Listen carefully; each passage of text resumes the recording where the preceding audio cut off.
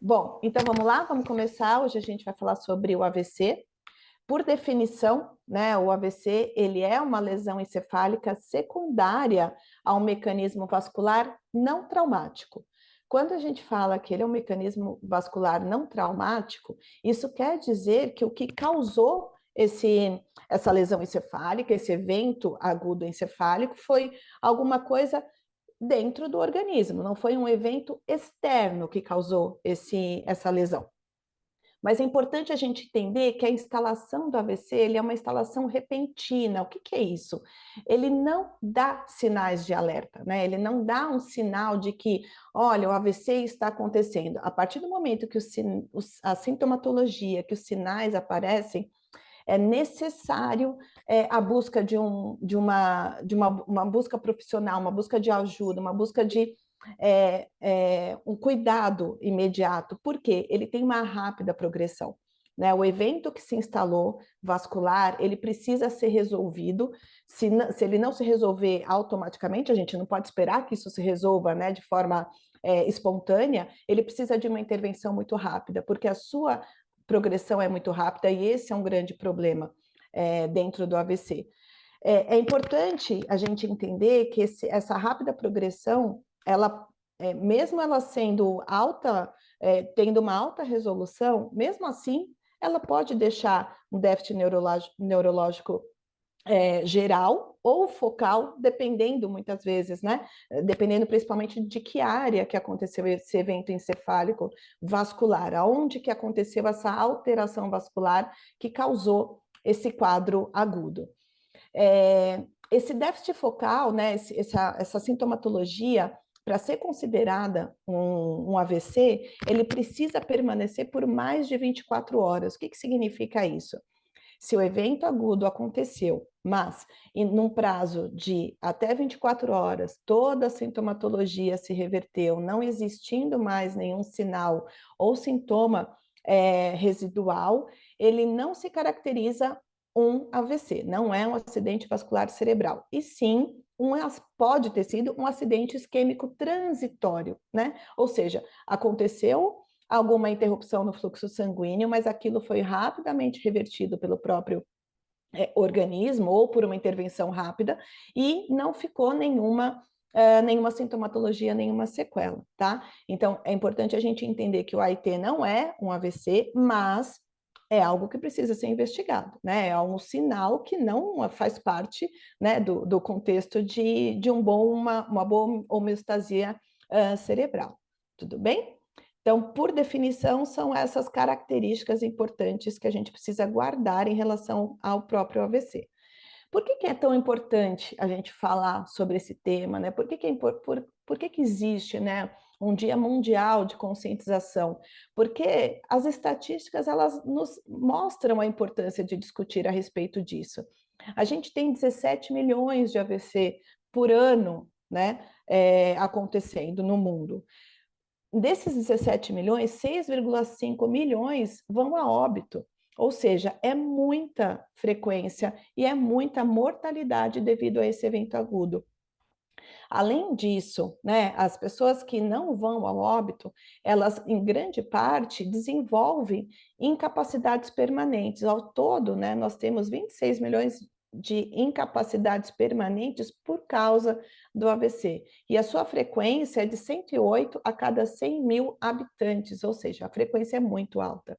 É um problema de saúde pública? Sim, é um problema de saúde pública por conta não só da própria necessidade de reabilitação, da própria necessidade de segmento médico assistencial dessas pessoas, mas também por uma questão especificamente relacionada à economia, à qualidade de vida, à previdência, ao emprego, ao trabalho. Então, é um problema de saúde pública, não só de saúde pública, mas sim um problema geral, né? Economicamente geral também. É importante a gente falar sobre isso, né? Por quê? Porque realmente ele é uma das principais causas de morte e incapacidade no mundo, né? O AVC está entre as principais causas de morbimortalidade. 70% dos casos não retornarão às atividades anteriores. Isso é extremamente importante da gente entender. principalmente quando a gente leva em consideração a idade aonde esse evento encefálico agudo aconteceu, porque dependendo da idade, a pessoa vai ficar por muitos, né, anos com a presença dessa incapacidade, falando no adulto, né, principalmente se é um adulto jovem, cada vez mais a gente tem visto o aumento da incidência em pessoas mais jovens, e por conta disso, a gente precisa pensar especificamente, lógico, né? Antigamente se falava muito em relação ao AVC direcionado ao idoso, né? Estava relacionado a uma questão etária, que fazia muito, a incidência era muito maior, né? Na população mais idosa. Mas hoje a gente vê que não, né? Que cada vez pessoas mais jovens estão tendo. E uma das razões para que isso esteja acontecendo é justamente em relação aos fatores de risco, né? 90% dos casos de AVC são atribuídos a fatores de risco modificáveis. Alguém abriu o microfone? Alguma pergunta? Eu acho que não, né? Acho que foi... Então, assim, é importante a gente entender que os fatores de risco modificáveis são algo extremamente importante da gente entender. Por quê? Os não modificáveis, ou seja, né, o próprio nome diz, a gente não consegue alterar o curso, né, o que está relacionado a esses fatores. Por exemplo, a idade maior do que 60 anos é um fator não modificável? Sim, é um fator não modificável, né? A questão etária não dá para a gente modificar. As questões genéticas, existe uma maior incidência na raça negra, a presença de malformações arteriovenosas ou doenças vasculares, né, pré-existentes, que não necessariamente encefálicas, né, mas doenças vasculares como um todo, elas são questões relacionadas a fatores não modificáveis, né? Alguns tratáveis, né? Principalmente a questão das alterações vasculares, das doenças vasculares, das malformações arteriovenosas, mas a gente não consegue modificar algo que está presente. Entretanto, os 90% dos casos que poderiam ser modificáveis, né, por conta dos fatores de risco, estão relacionados à hipertensão, a questão relacionada ao uso, né, de álcool, né, o etilismo, o aumento de colesterol no sangue, a hipercolesterolemia, o hábito de fumar cigarros, questões relacionadas à alimentação, questões relacionadas à obesidade, né? Então, a obesidade é um fator de risco importante para o AVC, por ser uma doença inflamatória sistêmica. A própria diabetes, né? Uma doença metabólica extremamente comum na nossa sociedade também. E, além disso, o próprio sedentarismo, né?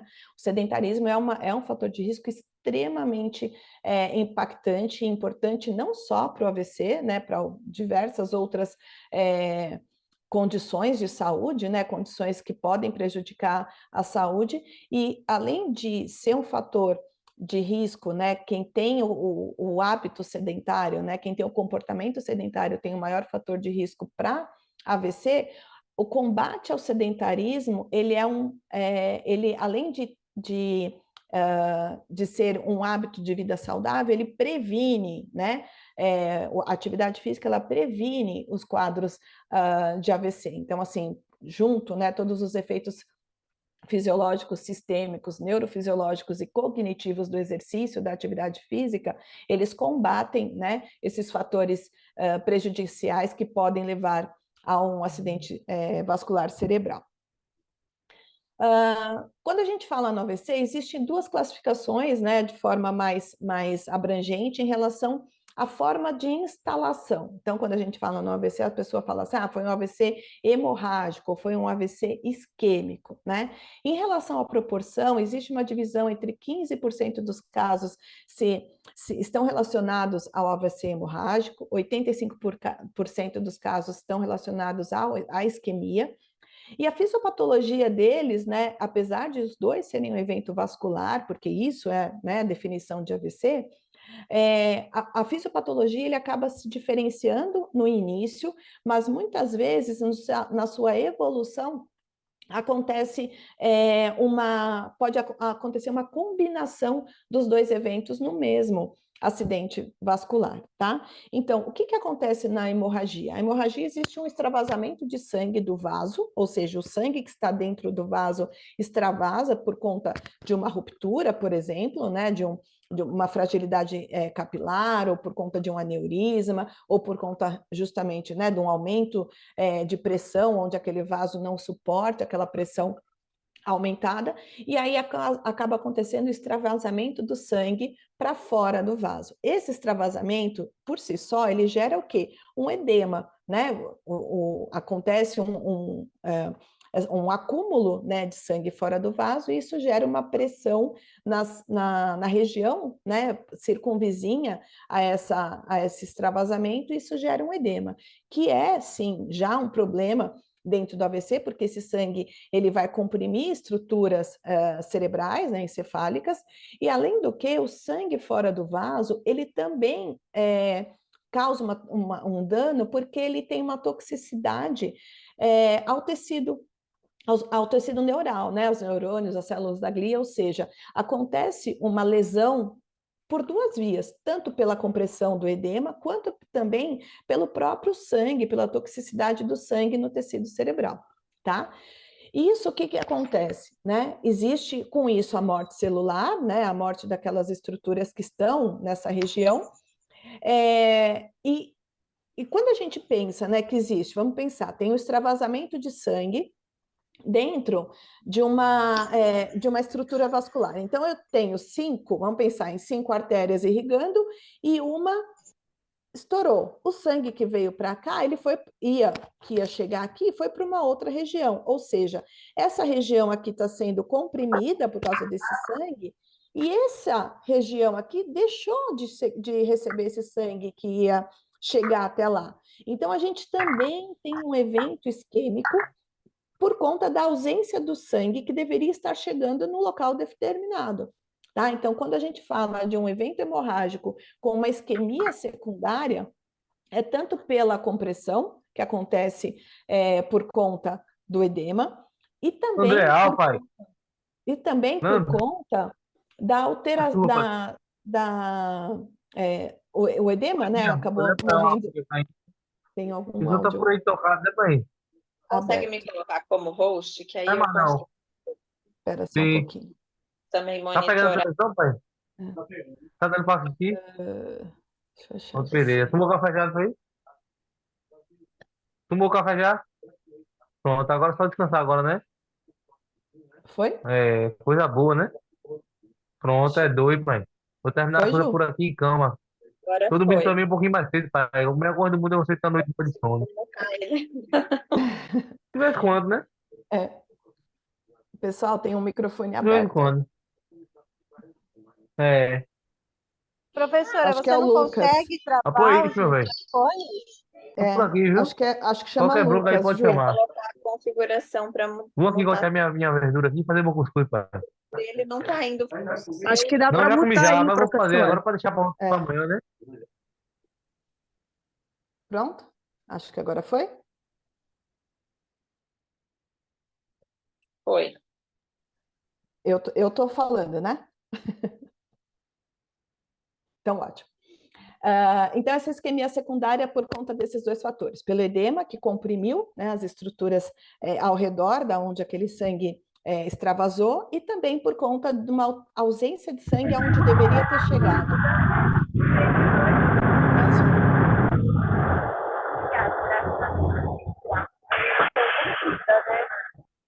Oh, oh.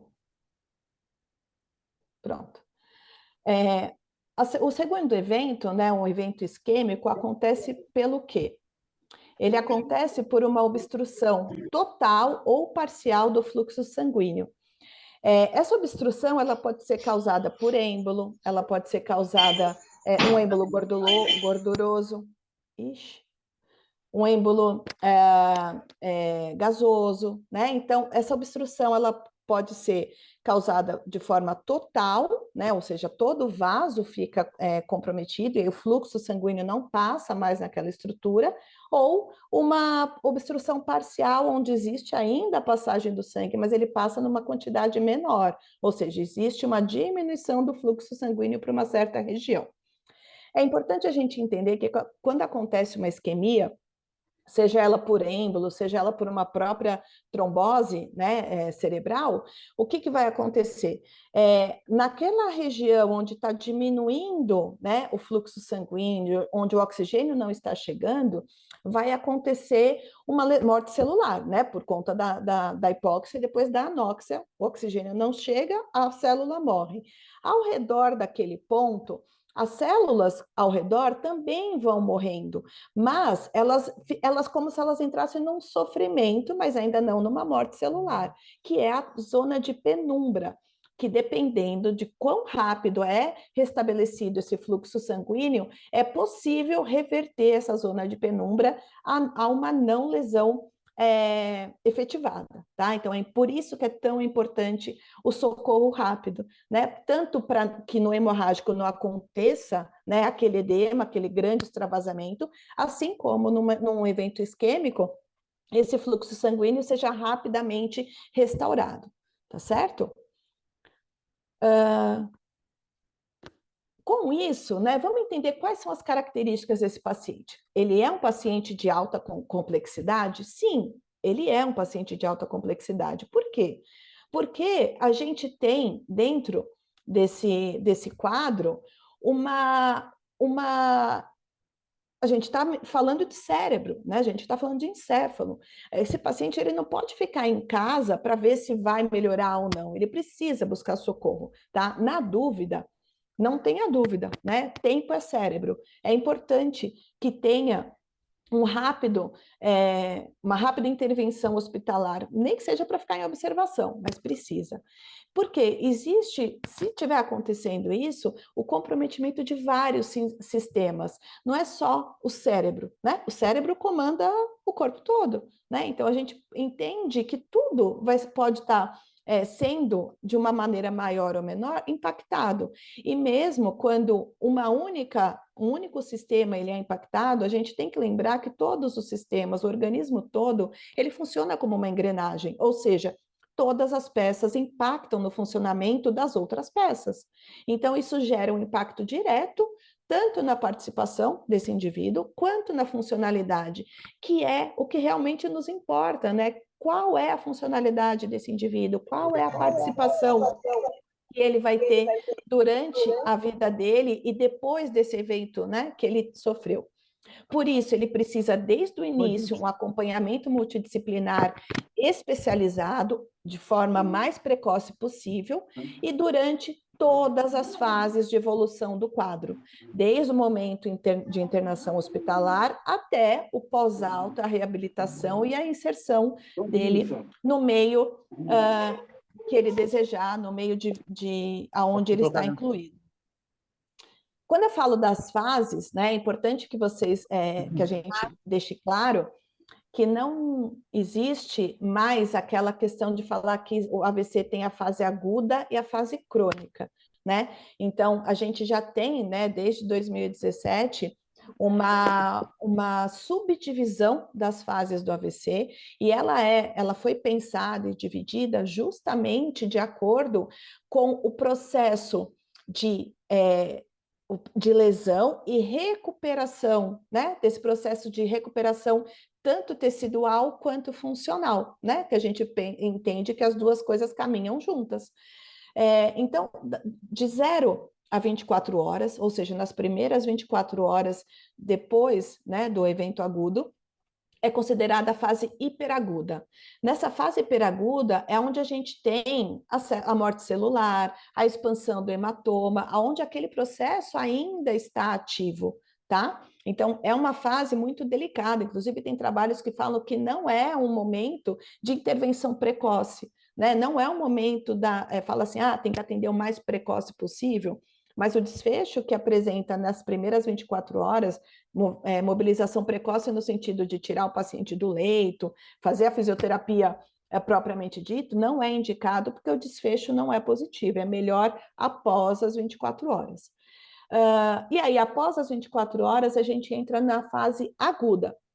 O que é a fase aguda? Ela vai do 1º ao 7º dia, então depois das 24 horas até o 7º dia. Nessa fase já está começando o processo de cicatrização, o processo inflamatório, e aí a gente já enxerga um aumento, né, uma presença do início de uma coisa extremamente importante, que é a neuroplasticidade endógena. O que é isso? Esse sistema nervoso já está tentando buscar uma reorganização. Olha que bacana a gente saber disso, que por isso, sim, nesse momento, se o paciente estiver liberado, é extremamente importante a intervenção precoce, porque aqui a neuroplasticidade já está acontecendo, e não depende da fisioterapia a neuroplasticidade, ela vai acontecer. Agora, a forma como ela vai acontecer, a gente tem um papel bem importante nisso. Do 7º dia até completar 6 meses, a gente tem a fase subaguda. Nessa fase subaguda, ela tem a divisão de 2 períodos. A subaguda precoce, que é do 7º ao 3º mês, e a subaguda tardia, que é do 3º ao 6º mês. Então, a gente tem uma fase aqui que antigamente ninguém falava dela. Ela já entrava ali numa fase meio, é agudo, é crônico. Não, ela está numa fase subaguda. Nesse momento, é extremamente importante entender que essa plasticidade está acontecendo, a funcionalidade, né, esse paciente já está buscando, né, a melhora na sua deficiência, a busca da sua funcionalidade novamente, da forma como ele está sendo orientado e da forma como ele consegue. E entender que nesses primeiros 3 meses é a melhor janela de recuperação em relação à neuroplasticidade. O gráfico mostra aqui, ó, a linha verde, né? Então, o nosso pico da neuroplasticidade está justamente nesse período. Não é que ela termina depois, ela continua. Isso é extremamente importante a gente saber. Porque a hora que você pega um paciente crônico, ou seja, aquele que já tem mais de 6 meses de lesão, entender que a neuroplasticidade ali já está presente, ainda está, e ela vai continuar. A neuroplasticidade, ela continua até o nosso último suspiro, amém, para todas as pessoas, e para o paciente neurológico ou com um AVC não é diferente. Mas é importante a gente entender também que o quanto antes essa reabilitação foi feita, né, de forma adequada, essa neuroplasticidade começou lá atrás. Agora, se não começou, se o paciente não conseguiu vaga, ou se ele não conseguiu dar continuidade na reabilitação por alguma razão, e você pegou ele depois dos 6 meses, ainda tem o que fazer, e a gente consegue observar, sim, que o paciente crônico melhora, desde que, mais uma vez, bem estimulado, tá? Adequadamente estimulado. Em relação à manifestação clínica, por ser uma questão, um acidente de origem vascular, o comprometimento, a manifestação clínica vai depender justamente de qual artéria, de qual vaso, de qual estrutura foi acometida. Por quê?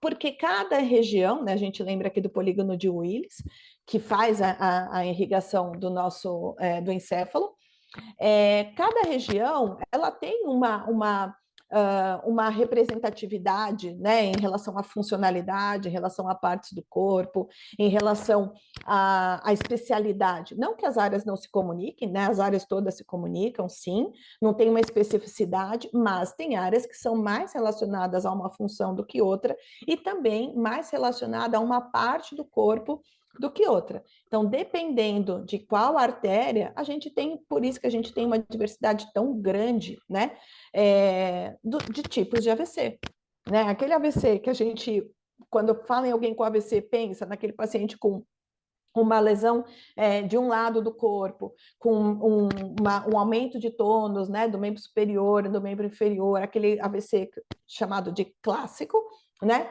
daquele estereótipo do AVC, ele não é presente em todos, né? E aí, por que isso não é presente em todos? Porque depende de qual foi a área que foi acometida por essa hemorragia, ou por causa por essa isquemia cerebral. Então, entender que Uma pessoa que tem esse padrãozão mais típico não, né? Mais comum, mais frequente, né? Que é o paciente que tem o acometimento de artéria cerebral média, que tem o acometimento, né? Desse padrão de membro superior, o padrão de membro inferior, a presença da espasticidade, né? Dos sinais da espasticidade, uma alteração de seletividade de movimento do lado contralateral à lesão. Não que o outro lado seja bom, mas né, que o lado mais acometido seja o lado contralateral à lesão, ele tem uma dificuldade na seletividade de movimento, porque acometeu a via córtico-espinhal, é a via de efetivação do movimento, né? É onde existe a execução do movimento, é uma área de execução motora. Mas também tem pacientes que podem ter lesão na região de núcleos da base.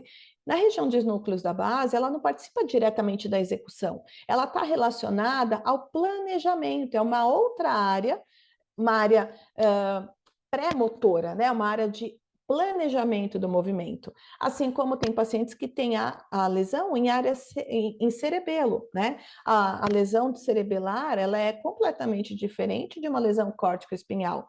O cerebelo é um importante regulador do movimento, é um importante controlador do movimento. Então, a pessoa ela tem tanto uma alteração sensorial extremamente importante, porque o cerebelo ele é alimentado grandemente de uma forma bem impactante por questões de propriocepção inconsciente, e aí, por conta disso, essa regulação, o feedback sensorial, né, se aquele movimento está sendo feito certo, se ele pode continuar ou se ele tem que ser modificado, essa regulação motora pode ficar comprometida por conta de um AVC cerebelar. E também a gente tem pode ter a lesão de um tronco encefálico, é uma lesão costuma ser uma lesão muito mais séria, né? Muito mais séria não, muito mais grave, porque pela região, né, do tronco encefálico, e aí uma das características quando tem, por exemplo, a lesão de artéria basilar é a síndrome do encarceramento, né, onde o paciente tem uma tetraplegia, né, ou seja, ele tem acometimento bilateral de membros superiores, tronco e membro inferior, é um quadro mais grave, mas que também é um AVC, né? Não confundir que é uma lesão medular, não. Apesar, né, de estar muito próximo ali da medula, é uma lesão de tronco encefálico, não é um evento, ainda é considerado um evento, é um AVC, né? Principalmente por conta do evento vascular. Na via, quando tem, né, só para a gente dar uma lembrada, quando tem lesão de via córtico-espinhal, aquele primeiro momento, o paciente apresenta um período de flacidez, né, uma plegia. Depois, com a evolução do quadro, às vezes, de uma forma mais rápida, alguns pacientes demoram mais, e a não presença, né, desse aumento, essa alteração de tônus, até é um sinal de um prognóstico mais reservado, quando permanece numa plegia, a presença da espasticidade, né, que são sinais de hipertonia, hiperreflexia e clonus. Essa alteração de tônus tem uma preferência pela musculatura antigravitacional, por isso existe aquela questão do padrão flexor de membro superior e o padrão extensor de membro inferior, e ela se manifesta mais por conta disso nas regiões mais distais. Eu acho que eu pus de novo. Foi. Então, em regiões mais distais. Por isso que é tão comum a gente ver a mão, né, com aumento, uma pouca funcionalidade.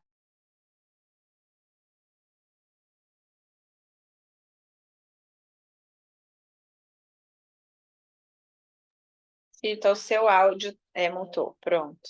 Foi? Voltou? Mutou todo mundo, inclusive então, assim, essa preferência, né, é mais aparente, a gente consegue observar mais em musculatura distal maior do que proximal, mas não quer dizer que a proximal também não esteja acometida, tá? Quando a gente fala, né, de núcleos da base, a gente tem a presença dos distúrbios do movimento, né? Então, é uma região que é muito responsável pelo planejamento do movimento. Então, o paciente que tem lesão nessa região apresentam as síndromes, né? Que são síndromes podem ser hipercinéticas, ou seja, um aumento do movimento, uma alteração do movimento, né? Ou uma diminuição do movimento, que são as síndromes relacionadas principalmente à região dos núcleos da base. Eles costumam ter um tônus de base mais baixo, principalmente em região proximal, em região axial. E isso, a sintomatologia, quando a gente observa a execução do movimento desses pacientes, a gente vê o quê? Um erro no planejamento, na graduação motora, um movimento mais decomposto, mais brusco, mais desorganizado, tá? Então, é um movimento, não é que ele não consegue se movimentar, assim como acontece com um paciente que tem uma hipertonia, uma flexão de membro superior, ele consegue realizar os movimentos, mas a forma de realizar esses movimentos, ela tem uma característica diferenciada, né, atípica. Ele também tem alteração de percepção e consciência corporal, né? Tem uma alteração tanto de percepção quanto o esquema corporal diminuído por conta, né, de uma região extremamente importante, tanto do ponto de vista em comunicação ali com o tálamo, das questões sensoriais, e em comunicação com o cerebelo também, em relação às questões relacionadas à postura, a equilíbrio, a se manter contração da gravidade. Então, é importante a gente diferenciar um paciente que tem uma lesão, que tem a lesão de núcleos da base. Por quê? Porque o tratamento vai ser completamente diferente, as abordagens serão diferentes. Uma lesão cerebelar, a gente também observa um tônus postural mais baixo, né? Um eixo mais baixo, uma dificuldade maior de manutenção de postura. Uma coisa muito característica é que eles têm uma demora no processamento sensorial, ou seja, eu falei anteriormente que o cerebelo ele é extremamente alimentado por feedback sensorial inconsciente, né? A propriocepção inconsciente, ela chega no cerebelo, a gente não sabe, mas ela chega lá. E são aquelas sensações que a gente só se dá, né, só se dá conta quando não tem. Porque quando é algo inconsciente, que o corpo funciona muito bem com a presença dessa propriocepção, a gente não precisa olhar para ver onde estão nossos pés, nossas pernas na hora que a gente está andando, por conta justamente dessa propriocepção inconsciente. Agora, se eu não consigo saber onde eu estou com o meu pé, o que eu preciso olhar? Então, por isso que eles são muito dependentes da visão. Por isso que eles precisam, né, dessa aferência visual para conseguir realizar o movimento. E esse movimento, por conta disso, ele não é tão coordenado, né? Ele não é tão automatizado, porque ele precisa sempre de um outro feedback para acompanhar o que está sendo feito. Isso, né, essa alteração em relação à postura, em relação à sensibilidade, né, inconsciente proprioceptiva, ela também dá uma questão relacionada à instabilidade postural, então eles costumam ser taticamente defensivos, porque eles têm muito medo, né, de precisar reagir rapidamente a um desequilíbrio, algum percurso alterado do ambiente, né, alguma coisa que peguem eles de surpresa, eles demoram nesse processamento sensorial, então isso é um risco de queda iminente para eles, tá? Por que eu estou falando, né, de todas essas classificações, né, desses tipos, essa sintomatologia? Para entender, né, que cada região acometida vai trazer um contexto diferente de funcionalidade, de sintomatologia para o paciente, mas, invariavelmente, essa alteração de mobilidade, ela vai estar diretamente impactando na funcionalidade desse indivíduo, né? De uma forma extremamente importante. Quando a gente pensa em AVC, a gente pensa em mobilidade, né? A gente pensa em execução, ou seja, isso atrapalha, né, ou impede as questões relacionadas à independência dele na execução de forma autônoma, né, de forma individual das suas atividades de vida diária. Mas a gente não pode esquecer o quanto, né, as questões de autonomia também estão relacionadas a algumas áreas encefálicas que, sim, alguns pacientes, por conta de um AVC, também perdem a capacidade de autonomia. Ao mesmo tempo, né, podem ter as questões de autonomia prejudicadas também por conta do AVC, mas entender que uma pessoa que perdeu a execução não necessariamente perdeu o poder de decisão. Então, a gente precisa pensar que quando a gente não respeita ou não pergunta ou não pede a opinião, a gente está fazendo com que essa pessoa que antes tinha um problema de mobilidade vá perdendo a seu poder de autonomia. Ou seja, ele pode não conseguir tomar banho sozinho, mas ele pode decidir que horário ele vai tomar banho, que roupa ele vai usar.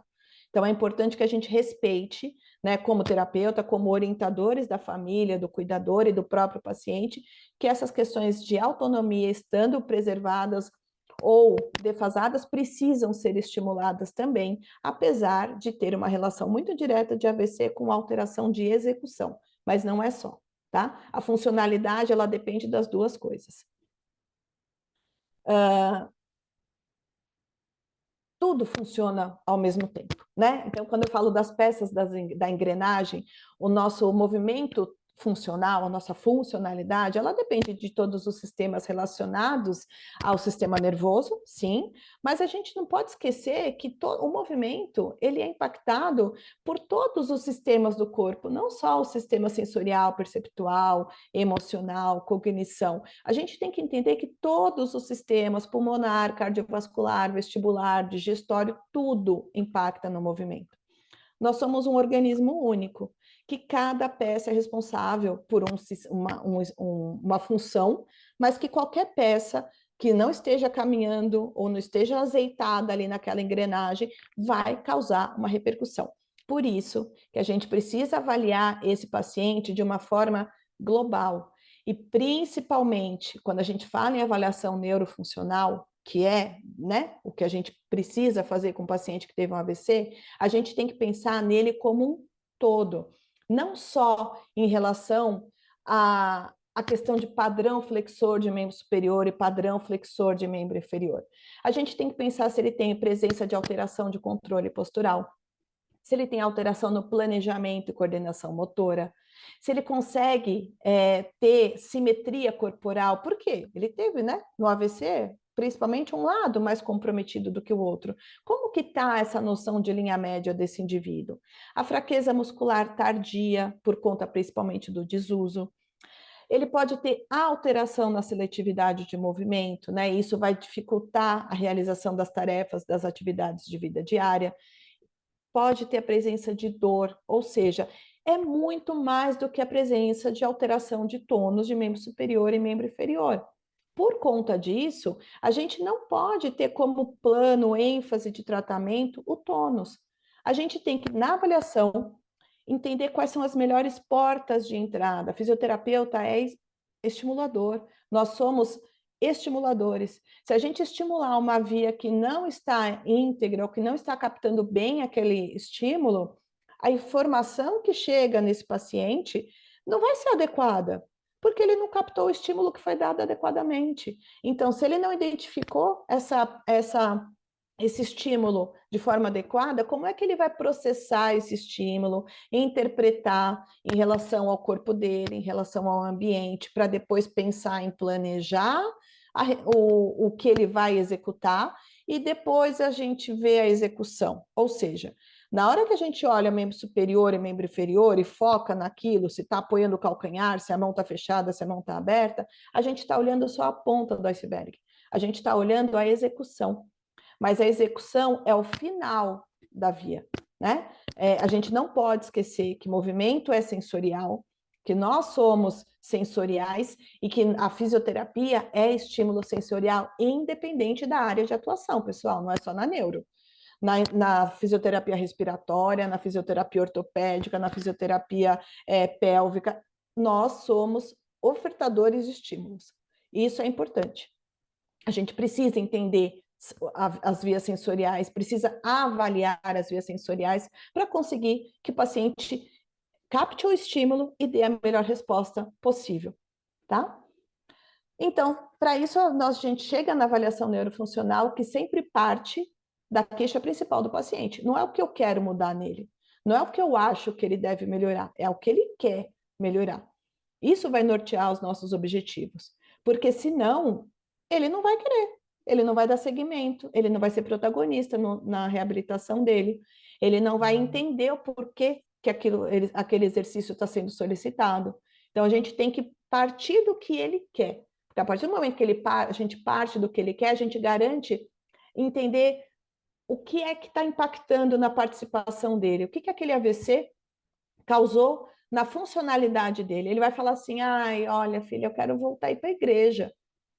Ele não vai falar que ele está com aumento de tônus no membro inferior. Ele vai falar que ele quer voltar para a igreja, bacana. E aí você vai entender o porquê que ele não consegue voltar para a igreja. Ah, porque eu não consigo atravessar a rua. Mas você não consegue atravessar a rua, mas o senhor anda, mas eu não consigo atravessar rápido a rua que eu moro, que passa muito carro e não tem farol. Ah, então o senhor precisa atravessar mais rápido a rua. Ah, então vamos ver por que que o senhor não consegue atravessar tão rápido a rua. Ou seja, qual função, estrutura corporal, força, amplitude, coordenação está impactando? Aí eu acho qual é o meu objetivo específico terapêutico, mas meu objetivo funcional é fazer com que ele volte aí para a igreja.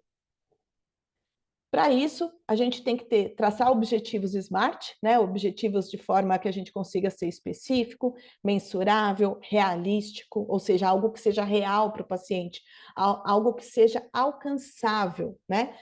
Que a gente entenda que ele vai conseguir alcançar, e isso é numa evolução. O objetivo funcional está lá na frente, a gente sabe qual é, mas o passo a passo tem que ser traçado um passo de cada vez. E a hora que ele entender que aquilo que você está fazendo hoje vai fazer ele chegar lá na igreja, aí ele compra a terapia dele, aí ele vai seguir as orientações, ele não vai faltar, ele vai fazer os exercícios em casa, né? Ele vai ser protagonista do atendimento, da reabilitação dele. E a gente sempre, né, tem que sempre buscar a melhor evidência científica, né, o que tem para aquele caso, para aquela condição, o que tem, né, de melhor evidência científica dentro, né, do que se a gente das nossas possibilidades, né, se é o que a gente consegue fazer, se não a gente encaminha, se a gente não der conta daquela melhor evidência científica, mas, e também respeitando a preferência do paciente. O tripé, né, da prática baseada em evidência que a gente precisa ter no dia a dia. Acho que eu consegui passar um pouquinho de como a gente pensa, né, na reabilitação, né, do AVC adulto. E agora a Ju vai falar de uma questão extremamente importante, que é o AVC infantil nos pequenos, né? Obrigada, pessoal. No final a gente abre para perguntas, tá bom? É isso que eu ia perguntar para você, Tita, porque tem algumas perguntas específicas da sua aula agora no chat. Eu dou uma olhadinha lá. Se você quiser, a gente pode falar algumas, só para não, Tá. né, não ultrapassar muito ou não perder. Uhum. Peço desculpas para todo mundo que não vai dar para responder a todos, mas aí você pode ir falando no chat. Mas teve uma que surgiu assim um pouquinho recorrente, Tá. que foi a diferença do AVC transitório para o AVC, do AIT, né? Do acidente isquêmico transitório. Até surgiu assim, é um mini AVC, surgiu aqui no chat. Eu acho que vale a pena você abordar um pouquinho essa questão da diferença do AIT para o AVC. Tá. O AIT, né, pelo próprio nome diz, acidente isquêmico transitório. Acontece uma isquemia, mas é uma isquemia que ela é de um menor impacto, né? Tanto que muitas vezes não deixa, né? Não deixa sinal, não tem imagem de exames que comprove, né, que teve, mas apresentou uma sintomatologia semelhante a um evento agudo encefálico do tipo AVC. Só que a sintomatologia que se manifestou, ela reverteu totalmente em até 24 horas. Não ficou nenhuma sequela, nenhum sinal, nenhuma presença de nenhuma alteração, né? Uma sintomatologia após as 24 horas. Mas é um sinal de alerta, né? É algo que precisa ser investigado porque, né, não é para acontecer. Né? Isso não é um resfriado que vai e volta. Não, é algo que precisa ser investigado. Mas para ser considerado um AVC, esse evento que iniciou, ele perpetua por mais de 24 horas. Acho que sim, né? Acho que sim, super esclareceu. A outra dúvida que foi assim, uma pessoa foi perguntando, a outra foi respondendo e tal, mas qual é o mais grave? Qual é a forma mais grave? Então, entre o hemorrágico e o isquêmico, né? A gente observa que sempre depende de algumas questões. Depende da área, depende da extensão e depende do quanto do tempo de socorro. né? Isso são coisas que são importantes. Tempo é cérebro. Mas, quando a gente tem um evento hemorrágico que não é recuperado ou atendido rapidamente, aquilo começa, né, continua extravasando, ele é mais mortal, tá? O evento hemorrágico mata mais. Por outro lado, do que o isquêmico. Por outro lado, não quer dizer que o isquêmico não mate, também pode matar, tá bom? Mas acontece que quando esse evento hemorrágico é rapidamente resolvido, existe uma descompressão, uma drenagem daquele sangue, a recuperação pós-AVC costuma ser melhor, também dependendo da área, dependendo da extensão, em AVC hemorrágico do que no isquêmico. Porque não dá tempo, né? Aquele edema não dá tempo de danificar tanto as células nervosas daquela região. Então, o que a gente observa é isso. O hemorrágico mata mais do que o isquêmico, quando, né, considerando as devidas proporções, mas quando não mata, o hemorrágico resolve muitas vezes de uma forma, né, a reabilitação costuma ser melhor, né, mais, depende de vários fatores, mais do que o isquêmico. Rita tem uma perguntinha, acho que eu estou indo só até as 9, que aí você fica com a primeira hora. Então tá bom. Perfeito. Teve uma pergunta, quando você mostrou o gráfico do tempo, sabe, da linha do tempo, teve uma pergunta do Eric, dizendo se esse período, né, aquelas fases, se elas servem para qualquer tipo de paciente, aquela interpretação do gráfico. Que não seja AVC ou sempre do AVC? Do AVC, né? São as fases do AVC. Sim, a partir do momento aquilo fala sobre lesão neural, né, lesão celular e a recuperação. Né? Então, assim, em relação ao tecido lesionado e o processo de inflamação e reparo. E aí, dentro daquele processo de reparo, existe uma linha do tempo. E aí são divididas as fases, mas isso é em relação à lesão e reparo celular e reorganização do tecido neural. E aí, só completando, vale para qualquer idade, né? Assim, vale. Sim. Aquelas fases são as mesmas, seja adulto, seja uma criança, seja um adolescente, seja um idoso mais longevo. Aquelas fases, elas são o tempo de recuperação, é uma fase muito mais baseada na resposta do sistema nervoso em relação ao momento que ele sofre a agressão do que relacionado a algum fator desse indivíduo. Então pode variar se ele é diabético, se ele é hipertenso, né? Não, essa é a resposta pós-AVC, é um tempo médio de resposta para cada fase pós-AVC, né? Perfeito. E é médio, porque também tudo depende, né, da área de lesão, da extensão da lesão. Tem pacientes mais graves que podem ter uma lesão bilateral, que não seja necessariamente de tronco encefálico, mas de córtex motor mesmo, mas uma lesão muito extensa bilateral e que eles podem ficar na fase flácida por um tempo muito maior. Então, aquela curva, ela é uma curva média, né, da resposta ao evento lesivo em geral. Sim, perfeito. Tem mais perguntas, gente, mas aí eu vou pedir para a Ana dar uma olhadinha no chat, né? Algumas coisas mais particulares. Eu vou começar a aula para não atrasar a minha fala. E aí a gente deixa tempo para mais perguntas no final, tanto do AVC infantil, quanto retomar algumas perguntas aqui com a Ana. Eu sei que sempre dá um gostinho da gente querer saber mais. É muito bom ver tantas pessoas aqui interessadas nesse assunto. Lembrando que o dia 29 é o Dia Mundial de Conscientização no AVC, e é por isso que a gente escolheu esse tema para essa semana específica, mas eu estou vendo aqui pelas perguntas que a gente vai ter que repetir, né? Que ótimo! Eu tenho uma outra aula, já vou fazer um spoiler, dia 23 de novembro, eu vou falar especificamente dos objetivos na neurofuncional, como a gente traça objetivos para o nosso paciente neurológico independente, né, em relação a não só do AVC, né?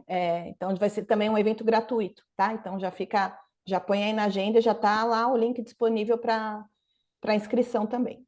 Eu acho que isso até linka, depois você olha aí no chat com uma das perguntas que foi justamente uma pergunta que falava de como é que a fisioterapia pode atuar nesse período sobre a neuroplasticidade. Então, como é que a Ah, conversa com a neuroplasticidade, né? Então, assim, não tem uma receitinha de bolo, por isso aham. que aprender o raciocínio clínico, ele é tão importante, né, gente? Super, super importante mesmo. Vocês estão vendo os slides, Sim, já tá? vi. Vou mutar o Tranquilo. meu aqui. Eu estou querendo abrir aqui também só para eu ter um feedback no celular, mas acho que está tudo ok.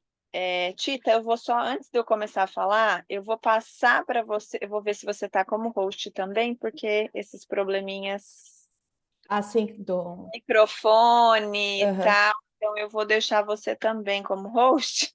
Tá, mas eu acho que eu tô, não tô? Não sei, mas eu passei aqui de volta, passei o co-host para você. Ah, tá, beleza. Beleza.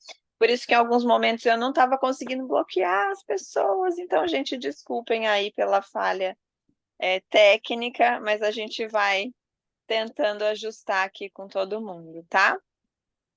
Tá ótimo. Boa aula, Bom, Ju.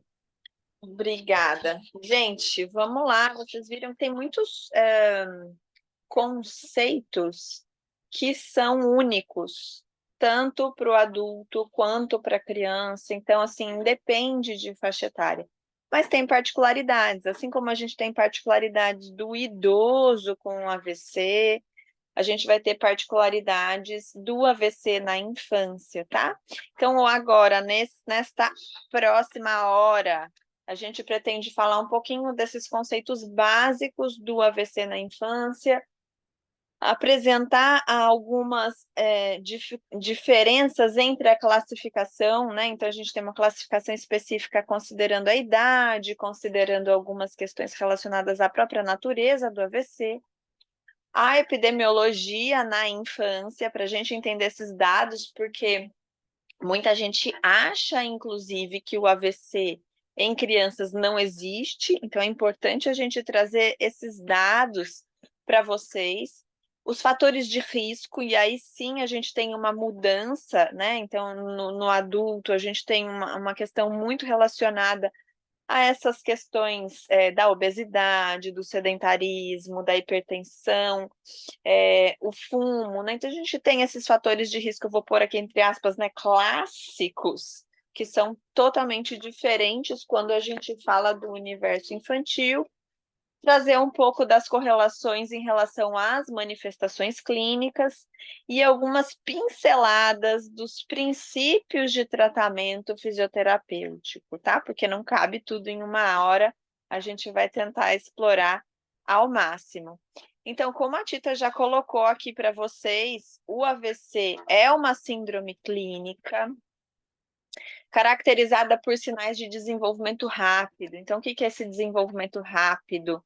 A gente está falando de sinais que envolvem distúrbios focais ou globais de funções encefálicas que vão ter duração superior a 24 horas ou que levam à morte, sem outras causas aparentes além da origem vascular. Então, essa é a definição da Organização Mundial da Saúde, tá?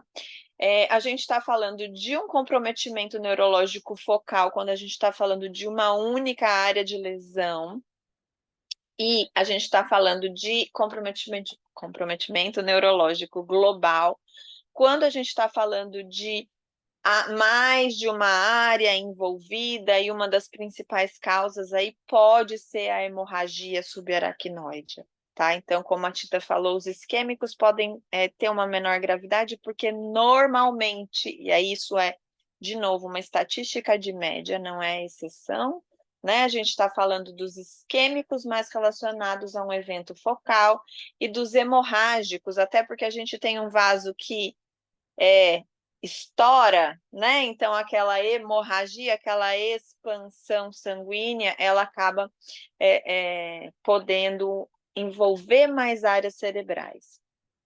Porque, então, no evento isquêmico, a gente tem como se fosse, né, o vaso sanguíneo, imaginem uma mangueira em que eu tenho um entupimento e dali para frente a gente não tem o aporte sanguíneo. E no hemorrágico, essa mangueira que está levando sangue, né? Mas imaginem lá a mangueira do jardim, ela é rompida. Então, além dela não levar o aporte sanguíneo de nutriente e de oxigênio dali para frente, de onde ela rompeu, ela também vai ter todo o extravasamento desse sangue, e aí as consequências relacionadas a essa hemorragia nessa outra região. Por isso que o hemorrágico ele acaba tendo um comprometimento maior e normalmente danos que são mais globais.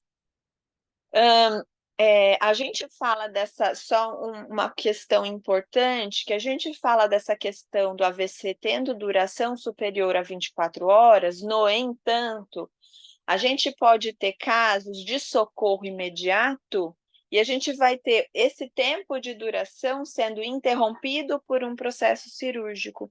E ele também pode ser tão rápido que leva a óbito antes de 24 horas. E isso também é considerado AVC. Tá? Então, a gente precisa analisar justamente se eu não tenho outra causa aparente a não ser a vascular. Tá? Bom, esse mesmo conceito, ele é o conceito do AVC na infância, mas tem essa grande polêmica na nomenclatura. Ju, mas você está falando para mim que não é só no cérebro que acontece. A Tita mostrou na aula anterior, no tronco encefálico, no cerebelo, mas está certo falar AVC? E essa já foi uma grande polêmica na área da neurociência. A gente entende muito bem que o evento vascular, ele pode afetar várias áreas do encéfalo, pode afetar o cérebro, o cerebelo e o tronco encefálico, tá? No entanto, por que então a gente não chama de AVE? Porque, assim como hoje eu vi que tem muitos familiares aí, quando a gente fala AVC, existe um senso comum, a maioria das pessoas mais ou menos entende o que esse termo significa, né? Mesmo com alguma dificuldade, mas ele também é popularmente associado ao derrame, que é um outro termo mais comum. Então, além disso, a gente sabe que muitas publicações científicas foram indexadas com o termo AVC. E a nossa grande dificuldade de encontrar conteúdo é quando a gente desagrega um termo. Então, eu colocar, por exemplo, vocês veem aí, eu tenho derrame cerebral, AVC, apoplexia, acidente cerebrovascular, enfim, vários. E quando a gente começa a usar um monte de termo diferente para publicar informações sobre aquilo, a gente acaba desagregando o conhecimento. Então, existe uma recomendação atual da Sociedade Brasileira de Neurologia, que vocês podem encontrar nesse artigo específico aí, tá? Dizendo que a gente reconhece tudo isso, né? E dizendo que a gente entende que neuroanatomicamente o termo mais correto poderia ser AVE, mas para que a gente não desagregue conhecimento, para que a gente tenha justamente uma identificação, uma linguagem única comum, a gente continua usando o termo AVC, mas compreendendo o significado à luz da neurociência atual, tá bom? Então, a recomendação é usar AVC. Esse enrosco é na língua portuguesa, tá? Porque o enrosco na língua inglesa, gente, é o stroke. O AVC em inglês é stroke. Stroke é o tal do infarto, tá? E o que é um infarto do sistema nervoso central? Tá? E esse aqui é justamente um artigo que fala sobre definição do stroke, do AVC. O stroke, o infarto, infarto nada mais é, gente, do que o entupimento, uma obstrução. E essa obstrução, ela causa morte de células que pode acontecer dentro do cérebro, do cerebelo, do tronco encefálico, da medula espinhal, da retina, e que é sempre atribuível, então, o infarto, tá? A isquemia, com base, então, em uma evidência objetiva patológica que a gente vê num exame de neuroimagem, e que tem aí uma distribuição vascular muito definida. Ou então a gente vai ter essa manifestação clínica que a gente falou dos sintomas perdurarem mais do que 24 horas ou até a morte, excluindo outras etiologias. Então, o que eu quero mostrar aqui com vocês, com essa tabelinha, é que esse enrosco da nomenclatura, ele acontece em outras línguas também. Mas assim como em português a gente determinou, a gente não, né? Um grupo de especialistas determinou que é mais indicado a gente continuar usando AVC e interpretando essa condição clínica à luz do conhecimento atual. Em inglês é a mesma coisa. Por mais que a gente tenha não só a isquemia, porque o infarto, o stroke, ele está muito relacionado a isso, a isquemia, ao entupimento, uma série de termos em inglês aí que se referem também à hemorragia intracerebral, que seria o AVC hemorrágico, hemorragia subaracnoide, enfim, outras localizações em que essa hemorragia pode acontecer, também são todas manifestações, todas possibilidades de termos e de sintomas e de etiologias clínicas relacionadas ao termo stroke, ao termo AVC. Tá bom, gente? E aí a gente vai trazer, então, esse cenário de classificação pro contexto infantil. Existem diferentes maneiras de caracterizar um AVC na infância. O primeiro critério de classificação é o critério idade. Então, a gente vai chamar de AVC perinatal, aquele AVC que ocorre desde a 28ª semana de gestação até os 28 dias do período pós-natal, tá? Então, a gente está falando AVC perinatal, o que acontece nesse intervalinho de tempo. Quando a gente fala de 29 dias de vida em diante, até os 18 anos de idade, a gente está falando do AVC infantil ou AVC pediátrico, tá? Então, essa é a primeira classificação que a gente tem. Dentro do AVC perinatal, o modo de apresentação, ele vai distinguir aí duas variedades, tá?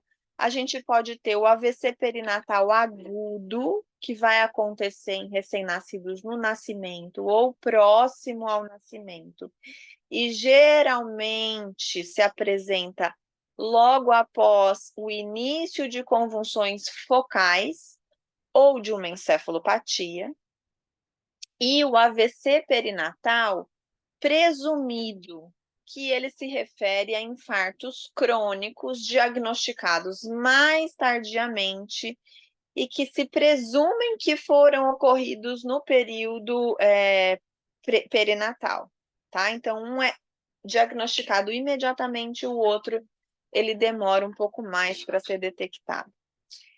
Os lactentes geralmente vão apresentar uma lateralidade precoce patológica. O que é isso? Como a manifestação clínica mais comum é a hemiplegia, ou seja, um hemicorpo, uma metade do corpo acometida, a gente vai ter uma preferência lateral no uso de um membro, ou dos dois membros, né? Do membro superior e do membro inferior do mesmo lado, muito precoce. Ou então essa criança vai se manifestar com muitas convulsões que vão justamente levar à detecção das lesões pelos exames de imagem, tá? Assim como no AVC de adultos, o AVC pediátrico ele também pode ser classificado dessa mesma forma, isquêmico ou hemorrágico. Então, como a gente já falou, né, da diferença, um entope, esse vasinho impede que o sangue e o aporte nutricional e de oxigênio chegue às regiões irrigadas por ele, ou ele estoura, arrebenta e, além de interromper esse fluxo sanguíneo para as outras regiões que ele alimenta, a gente também tem o extravasamento de sangue, a hemorragia e todas as alterações neste local, né? Então, a gente tem alterações distantes e alterações próximas ao local da lesão, tá? Bom, vocês estão vendo que a gente tem mais uma forma de classificação aqui nesse cantinho, que a gente está falando, então, da apresentação. Quando a gente fala do acidente vascular cerebral isquêmico na criança, a gente vai incluir o acidente vascular isquêmico arterial e o infarto venoso causado por trombose sinovenosa cerebral ou trombose da veia cortical. Nesse caso, nesse último caso da trombose sinovenosa cerebral, a gente vai ter uma oclusão, uma dificuldade de passagem do sangue para os seios venosos, que pode ou não ser acompanhada de hemorragia. Nos lactentes maiores, nas crianças maiores, algumas literaturas vão usar o termo acidente vascular cerebral silencioso, justamente quando esses infartos, eles são pequenos e assintomáticos, e eles acabam sendo só encontrados no exame de neuroimagem. No entanto, esse nome é meio impróprio para uma definição de acidente vascular que inclui um evento clínico, né? Então, a gente fala, não vai usar muito esse termo do AVC silencioso, mas só para citar aqui para vocês que existe essa terminologia, tá? Justamente porque muitos desses AVCs não são realmente silenciosos, eles podem ter ali alguns sinais clínicos que, na verdade, demoram para ser identificados em criança, por exemplo, se ela tem um comprometimento cognitivo, em áreas cognitivas, decorrentes de um evento vascular, então a gente vai ter uma demora na interpretação desse significado clínico, tá? E aí sempre surge essa pergunta quando eu falo de AVC na infância. Você fala, Ju, AVC perinatal, AVC infantil, isso é paralisia cerebral? Qual é a diferença? Tá? Então, a gente já entendeu essa definição do AVC infantil, e a gente precisa entender qual é a definição atual de paralisia cerebral, tá?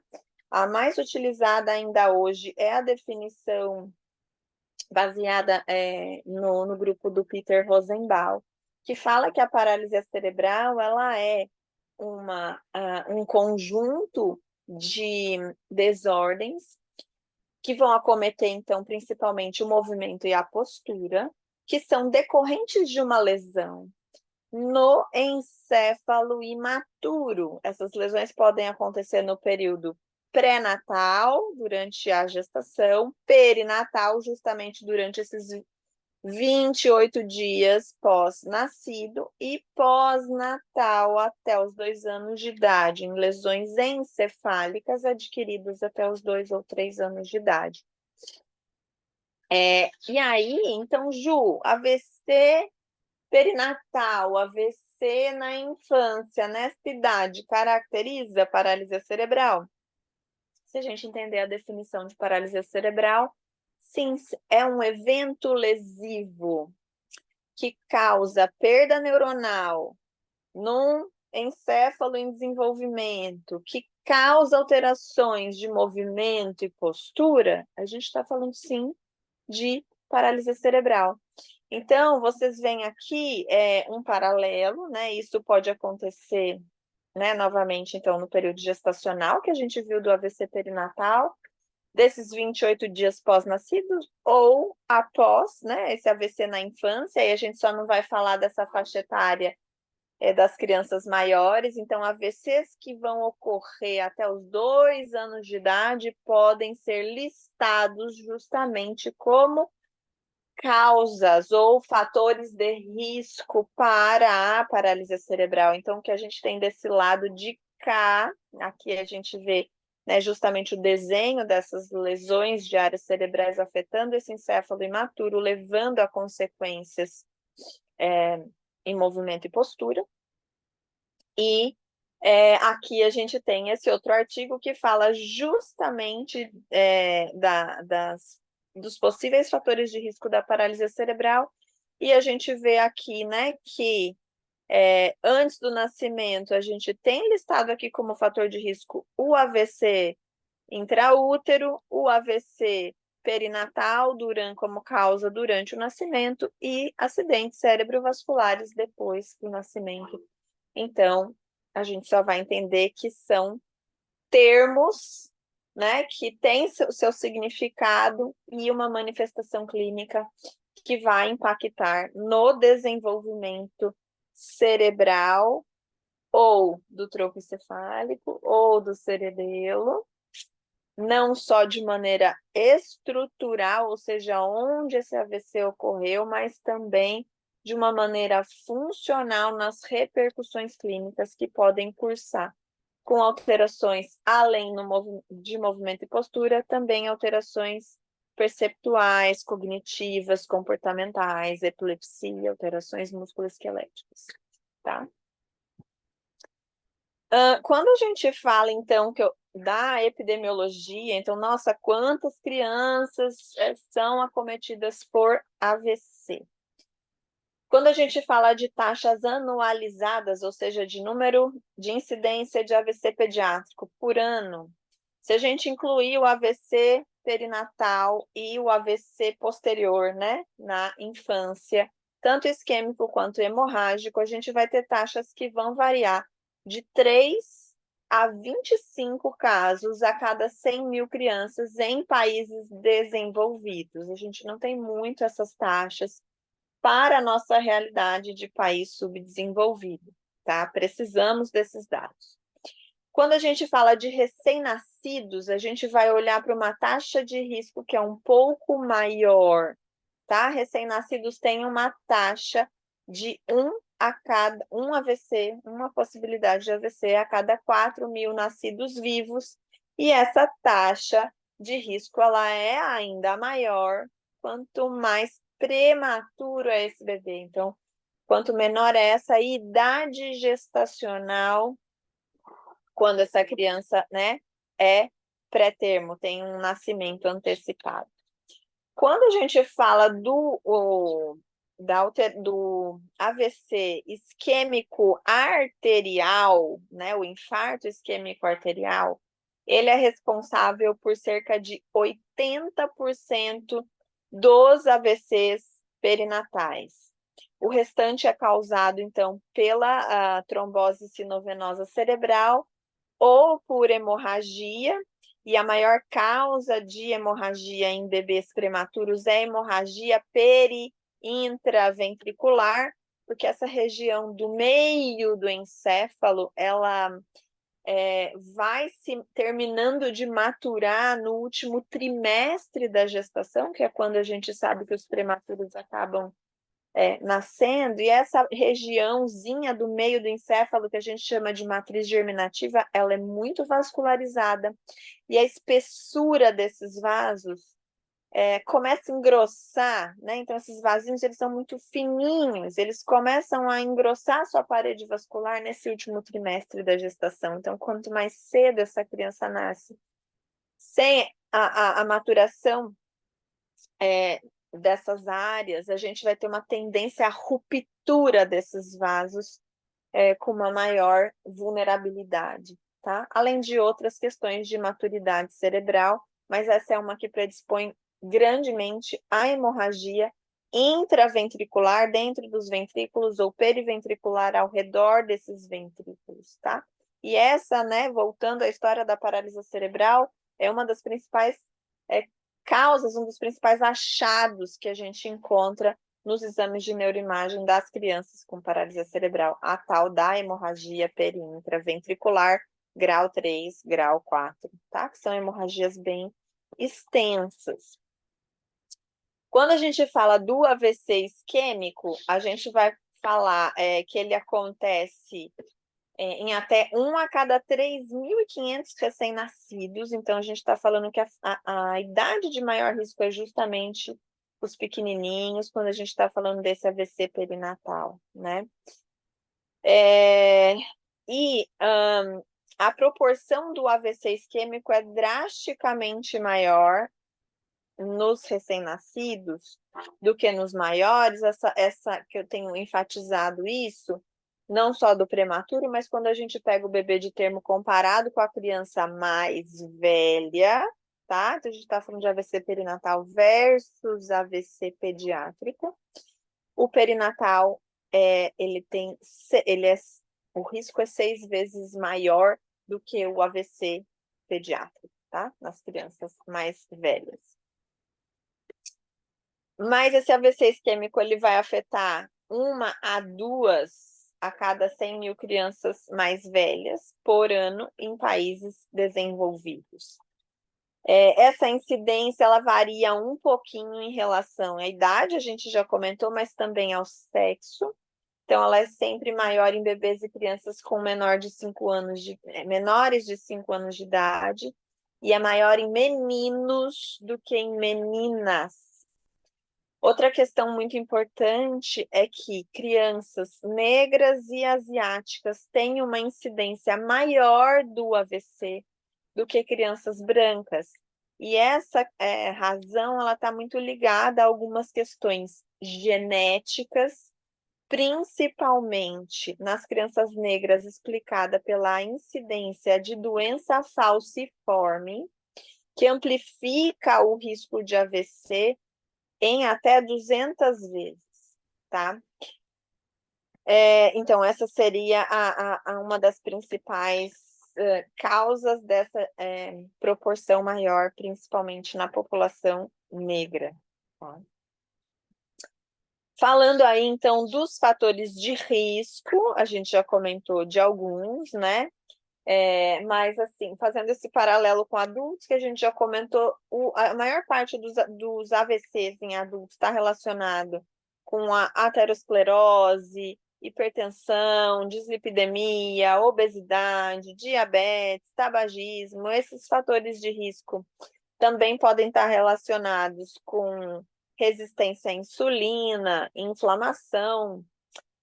Mas esses fatores, se vocês pensarem, alguns deles não fazem sentido a gente pensar em crianças, mesmo a gente tendo uma mudança no comportamento alimentar e de atividade física. As nossas crianças hoje são obesas mais cedo, são muito expostas à tela, têm um aumento do tempo de comportamento sedentário, são expostas a alimentos ultraprocessados, tudo isso vai aumentar a questão do AVC pediátrico. Mas a aterosclerose geralmente não é uma causa de AVC em crianças e adolescentes, tá? Não é hoje, mas a gente vai ver esse aumento provavelmente em estudos longitudinais por essas questões ambientais que a gente tem visto, né? O que a gente vai ter, então, de fator de risco e que a gente tem que pensar em neuroproteção, em formas de proteção? O AVC isquêmico arterial, ele tem fatores de risco que podem ser fatores maternos e podem ser fatores neonatais. Que fatores que seriam aí maternos que a gente pode atuar? A trombofilia hereditária, tá? Então, a gente pode ter aí também como fatores de risco lesões cardíacas, distúrbios de coagulação, infecção, trauma, asfixia, tá? Então, a gente pode pensar justamente em uma melhora aí da assistência na gestação, né? Prevenindo algumas dessas questões para diminuição da incidência do AVC perinatal. É uma possibilidade de atuação no âmbito de saúde pública, tá? Em relação às causas do AVC hemorrágico, a gente vai pensar em causas como coagulopatia, trombocitopenia, trauma, algumas lesões vasculares estruturais, mas a gente tem uma relação muito grande também com a pós-maturidade. Então, a gente falou dos prematurinhos com um risco maior do AVC, pela hemorragia perintraventricular, mas também a gente tem aqueles que passam do tempo, né? A pós-maturidade tem uma relação também com o AVC hemorrágico, por um aumento de sofrimento fetal ou cesarianas de emergência, tá? Outras questões que a gente tem em neonatos que podem levar ao AVC, né? Mas a trombose venosa são justamente as complicações gestacionais no parto, desidratação, sepse, meningite, defeitos cardíacos e distúrbios de coagulação. Em crianças mais velhas, nós vemos uma relação com cardiopatias, com arteriopatias, com questões tanto extracranianas que impactam no fluxo cerebral, né? Que impactam no fluxo sanguíneo sistêmico e que podem impactar no fluxo sanguíneo cerebral, quanto alterações especificamente intracranianas, como, por exemplo, alterações, malformações arteriovenosas, a trombofilia e algumas causas sistêmicas. Aqui é uma revisão, um artigo bem interessante, que fala aí de principais condições médicas, eles separam justamente naquelas questões do AVC isquêmico, da hemorragia da trombose sinovenosa cerebral, e a gente vai pensar em diversos grupos aí, né? A gente tem fatores de risco que estão relacionados a questões cardiovasculares, a gente vai ter principalmente aí grandes grupos, tá? Do AVC na infância. As anomalias cardíacas, a doença falciforme, trauma, infecções, que a gente pode pensar, por exemplo, na meningite, na sepse e na encefalite. Além das doenças, de outras doenças hematológicas que podem também interromper esse fluxo sanguíneo, tá? Se a gente for pensar nessa diferenciação específica do isquêmico e do hemorrágico, as doenças hematológicas, principalmente a anemia falciforme, a doença cardíaca congênita são as causas mais comuns do AVC isquêmico na criança. Quando a gente fala do hemorrágico, em crianças a gente tem uma maior relação com as malformações vasculares, seguidas aí por alterações hematológicas e coagulopatias, tá? Então, de uma maneira geral, não dá para a gente ficar entrando nesses detalhes, mas nós temos aí uma revisão bem grande de diversos fatores de risco, seja para a gente ter o acometimento de uma artéria, seja para a gente ter o acometimento de uma veia, tá?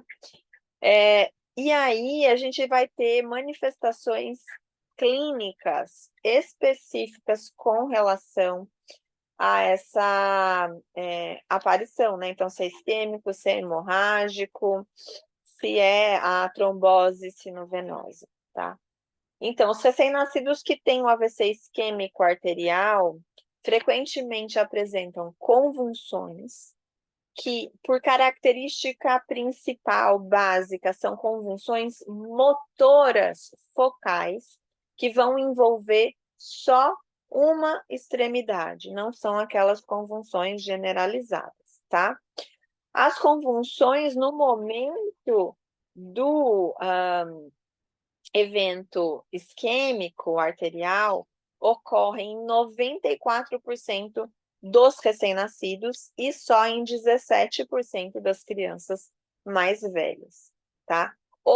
Ocasionalmente, de vez em quando, o AVC isquêmico perinatal, ele vai se apresentar justamente como uma encefalopatia hipóxico-isquêmica, e aí, justamente, o exame de neuroimagem é que vai diferenciar esses dois quadros, porque é isso, ela se confunde com a encefalopatia hipóxico-isquêmica, a manifestação clínica é extremamente parecida. Nos casos do AIS, né, a gente vai ter que o hemisfério cerebral esquerdo, ele é afetado em 80% dos recém-nascidos que tenham um envolvimento unilateral. Indivíduos que têm um suposto AVC perinatal, eles podem parecer normais depois do nascimento, mas mais tarde eles vão ter marcos motores atrasados, epilepsia, função motora assimétrica, que são os lados do corpo com movimentação, sensibilidade, percepção diferentes, e podem ter essa questão da lateralidade precoce, tá?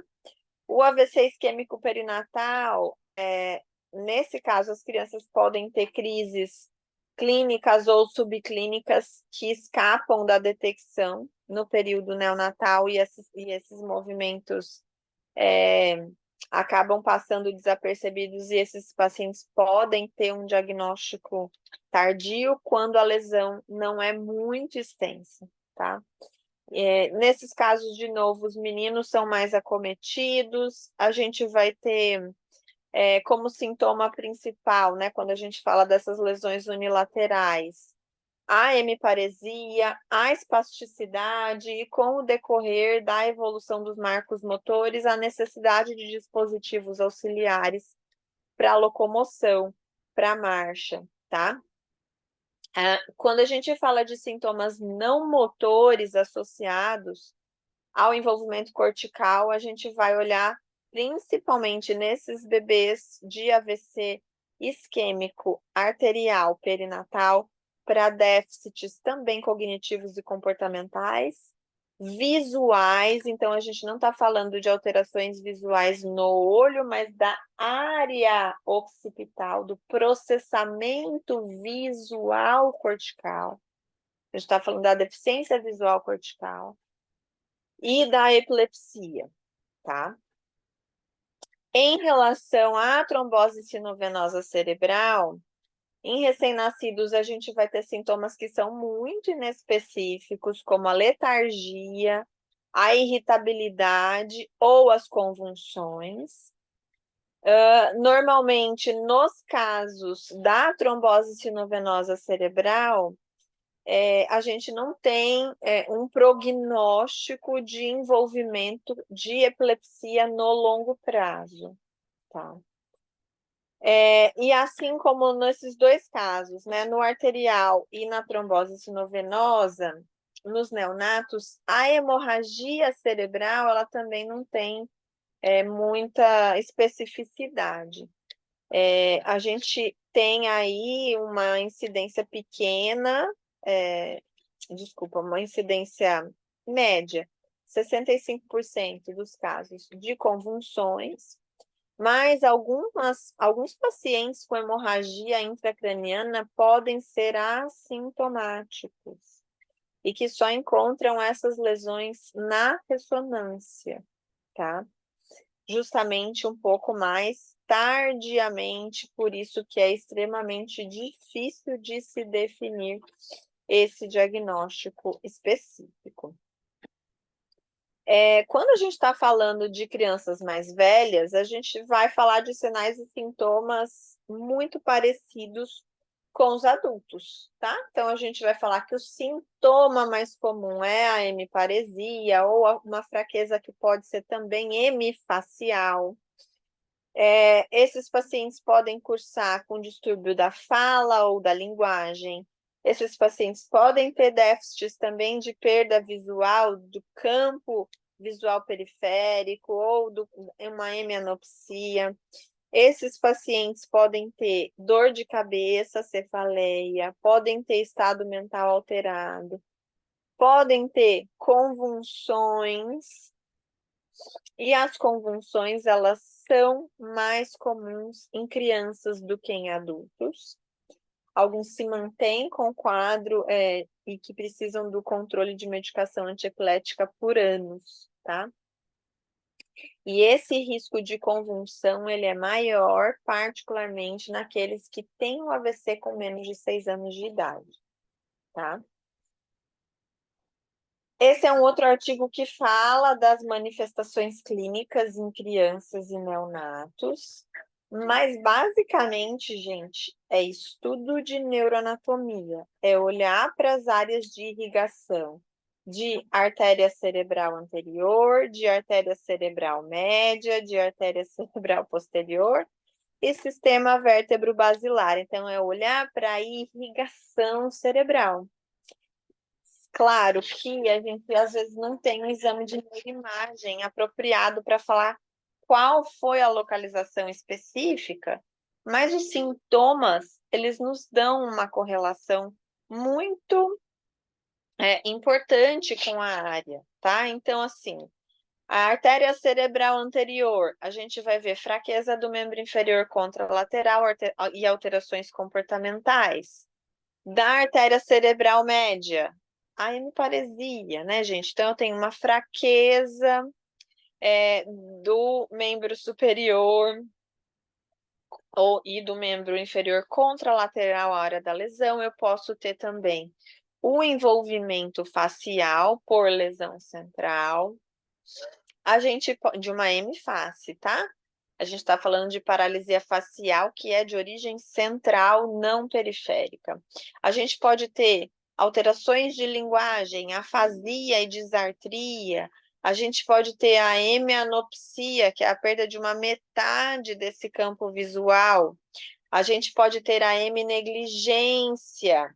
Então, eu não consigo identificar uma metade, o meu hemicorpo, eu tenho déficits sensoriais.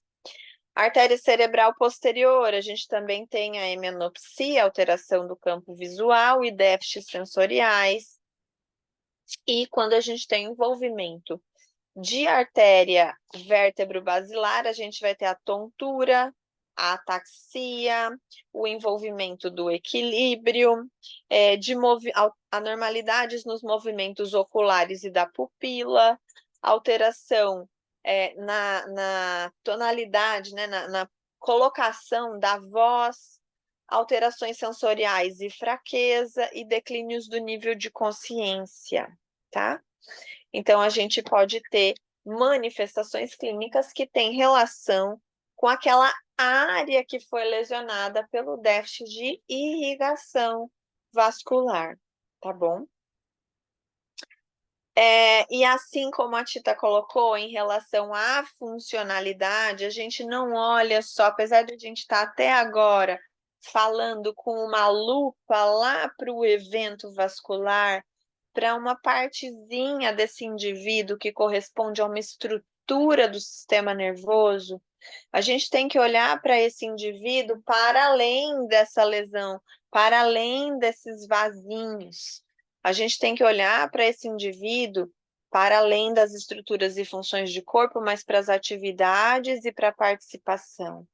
A gente também tem que olhar para esse indivíduo dentro do modelo biopsicossocial da CIF, para aquilo que é barreira ou facilitador, nos seus fatores pessoais e nos seus fatores ambientais, na família e na comunidade. Então, a gente sempre parte o nosso raciocínio fisioterapêutico de uma queixa do nível das atividades e da participação. Então, o que é que está acontecendo com esse paciente? Ou o que ele está quase conseguindo fazer que ele ainda não faz sozinho? Ou o que ele gostaria de ser capaz de fazer dentro de uma nova configuração, mas aquilo que dá prazer para aquela pessoa, a gente pode tentar resgatar aquela habilidade. Então, a gente sempre vai partir do entendimento da funcionalidade da queixa desse paciente no nível das atividades e participação. Então, a gente vai olhar para a mobilidade, para autocuidado, para afazeres domésticos, para deslocamentos, para interação social. Então, eu queria jogar cartas com um amigo, eu queria conseguir sentar e levantar sem o auxílio do braço da minha filha ou da minha mãe, né? Da minha filha no adulto, e na criança vai ser a mesma coisa, eu quero conseguir me deslocar da minha cama até a sala. Então, a gente vai sempre pensar nesse contexto para daí, então, olhar como ele faz, como ele já faz, e que precisa ser melhorada aquela tarefa. E aí a gente vai pensar qual é a estratégia motora que esse paciente tem hoje para a execução daquela habilidade. Aí eu vou afunilando o meu raciocínio. Então, eu olho para como ele faz, qual é a estratégia motora que ele tem. Essa estratégia motora é individual, tá? Mesmo, eu tenho um padrão de marcha hemiparético.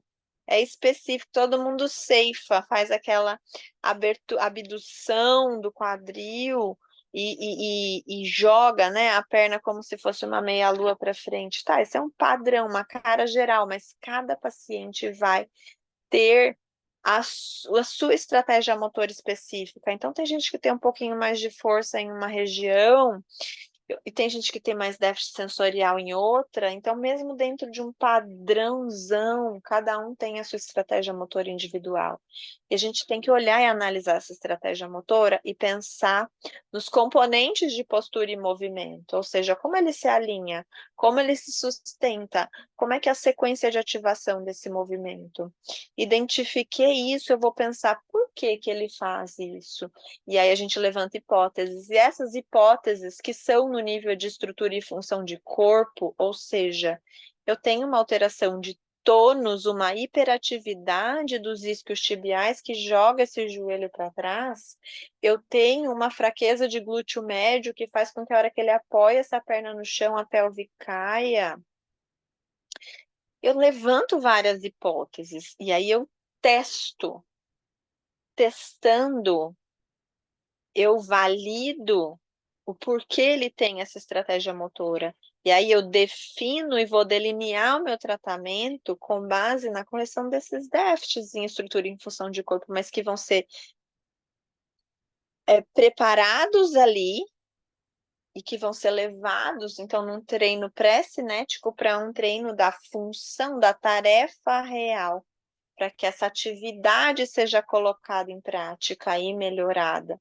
Então, a gente tem muita coisa dentro desse raciocínio e muitas ferramentas que a gente pode utilizar, né, para tirar da nossa maleta e acertar o ponto principal que leva àquela dificuldade naquele paciente em particular, tá? Então, o raciocínio clínico ele vai caminhar dentro do modelo biopsicossocial. Por isso, o tratamento a gente fala, eu, Juliana, falo muito do fisioterapêutico porque eu sou fisioterapeuta, mas eu não consigo trabalhar sozinha. Para que ele seja realmente eficaz, eu tenho que ter uma boa interação e comunicação com os outros profissionais da equipe que acompanha esse paciente. Então, a gente fala de um tratamento que é multi, e além de multi, ele é interdisciplinar, então não é cada um no seu quadrado, mas todos trabalhando juntos, médicos, fonoaudiólogos, terapeutas ocupacionais, fisioterapeutas e qualquer outra categoria profissional que agregue na dificuldade, nas necessidades específicas daquele paciente. O nosso olhar para um cuidado centrado na criança e na família, justamente levando a educação em saúde, uma escolha, uma tomada de decisões compartilhada. Não sou eu que escolho os objetivos terapêuticos, sou eu em conjunto com a família. E se essa criança tem mais de 5 anos de um cognitivo bom, os objetivos dela também têm que ser incluídos na nossa terapia. Dentro da fisioterapia especificamente, a gente tem alguns recursos com um nível de evidência crescente para o tratamento, principalmente dos pacientes pós-AVC, perinatal e pediátrico, né? Então, a gente está falando principalmente aí destacando a terapia de contenção induzida, em que a gente restringe o membro não parético, membro não menos afetado, para estimular o uso funcional do lado em que ele tem menor mobilidade. A terapia bimanual, que enfatiza um treino intensivo, a terapia de contenção induzida também tem uma intensividade, porque você contém na maior parte do tempo acordado, e a gente tem um tempo e um programa específico de exercícios para direcionar o uso desse membro funcional nesse período de treinamento. A terapia bimanual também leva ao uso coordenado dos membros superiores num treinamento sequencial específico. A neuromodulação, então a estimulação transcraniana por corrente contínua e a estimulação magnética transcraniana, quando a gente fala de crianças mais velhas, porque essas técnicas elas não são aplicáveis ainda com segurança em crianças que têm menos de 3 anos de idade, mas a gente pode justamente usar esses recursos para excitar, facilitar a passagem dos impulsos nervosos, né? Melhorar a comunicação entre os neurônios ou inibir algumas áreas que tiverem hiperfuncionantes. Então, a gente inibe excita áreas que estão hipofuncionantes e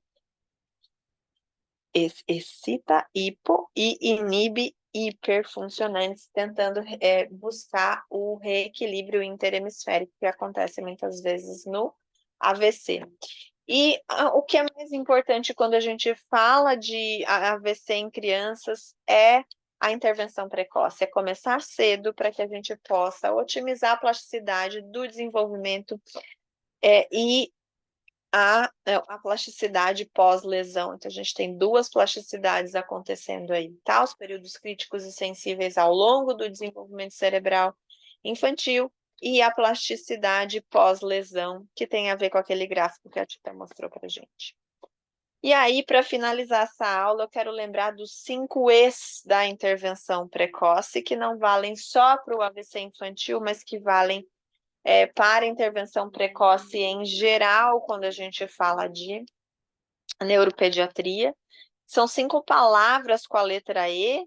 Se eu não me engano, tem uma tradução para o Brasil que é o ABCDE, da intervenção precoce. Ou seja, a gente vai começar cedo, que é o early, quanto antes, melhor. Não esperem, não existe aquela história de cada criança tem seu tempo. Não. A gente perde um período mais crítico de neuroplasticidade que a gente tem, principalmente se a gente está falando pós-lesão, a gente tem aí outros mecanismos de neuroplasticidade acontecendo. Então, assim que possível, que esse paciente tenha estabilidade clínica para começar a intervenção, ele deve começar a intervenção. Every day, realize diariamente. Então, tanto a intervenção sistemática por profissionais, e que aí essa frequência ela pode ser intercalada, um dia o físio, um dia o TO, mas a estimulação precoce orientada por essa equipe de suporte, ela deve acontecer diariamente.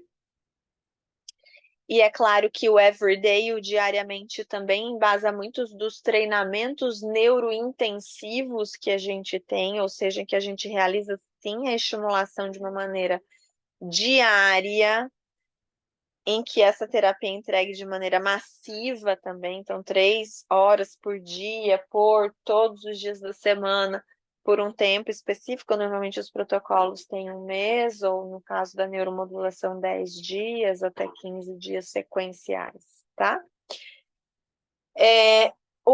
O exploring, né? Então, incentivar a exploração ativa da criança. Então, por mais que a gente esteja fazendo a intervenção, essa intervenção tem que colocar essa criança como aprendiz ativo do processo, não só recebedor de estímulos. Então, que esses estímulos a direcionem o máximo possível a estar engajada e que ela própria faça os movimentos, aquilo que é solicitado, um engajamento cognitivo. Então, tudo que venha, que parta da própria criança e não só recebendo passivamente essa intervenção ou essa estimulação. Environment, então, cria um ambiente estimulante para ela, que facilita, né, um ambiente mais rico, ele facilita esses mecanismos de neuroplasticidade. E evidence, ou seja, use práticas baseadas em evidência, né? O tripé da prática baseada em evidência não é olhar para artigo, mas é olhar para a melhor evidência científica disponível no momento e que muda sempre, né? Se a gente é um profissional atento e quer ser sempre o melhor, a gente vai buscar as melhores referências, mas não só olhar para as melhores referências, mas para colocar isso no tripé, aliar isso à expertise profissional, à sua formação, à sua capacidade de raciocínio clínico, à sua experiência com as técnicas e às preferências do paciente e da família. Então, esses são os 5 E's da intervenção precoce, que a gente preconiza que sejam utilizados sempre, tá? Gente, ó, deu tempo em cima, cravado, para a gente ter uns 4 minutinhos de pergunta e colocar a lista de espera aqui para vocês. Aqui está o meu Instagram, Instituto Beta. Agora é a hora de todo mundo pegar o celular aí, faz um print, marca a gente, eu, a Tita, o Instituto Beta, segue todo mundo, tá bom? Eu vou colocar aqui para vocês.